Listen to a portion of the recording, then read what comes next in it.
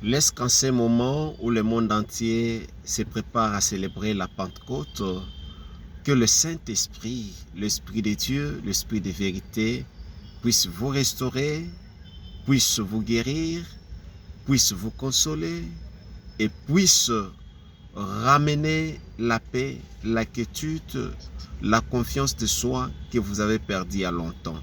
Je vous invite, frères et sœurs, pendant cette période de la Pentecôte, à aimer le Saint-Esprit, à connaître le Saint-Esprit, à travailler avec le Saint-Esprit, car il est l'Esprit de Dieu. Jésus-Christ dira à ses disciples que il prendra ce qui est à moi et il vous le dira. Il me glorifiera. Il convaincra les mondes du péché.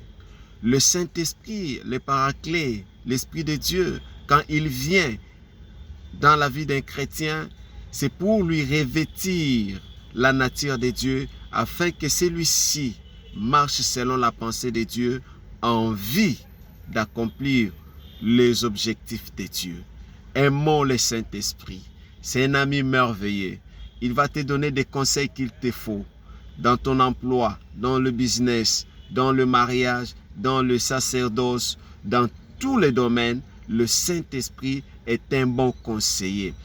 Il n'est limité à aucune situation. Dans toutes les situations que nous pouvons traverser, soyez-en rassurés que le Saint-Esprit est le meilleur conseiller.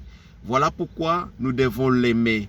Nous devons marcher avec lui et lui confier la direction de notre vie. C'est alors que nous réussirons, c'est alors que nous ferons de grandes choses. Et d'ailleurs, pour faire les exploits, nous avons besoin de revêtir la nature spirituelle. Nous avons besoin d'être spirituels pour faire les exploits. Parce que Dieu est esprit. Il faudrait que nous aussi qui prions Dieu, nous revêtions cette nature de l'esprit.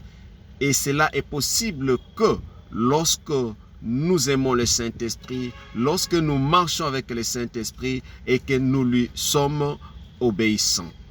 Que le Seigneur Dieu vous bénisse et passez de bons moments de fête de Pentecôte. Merci.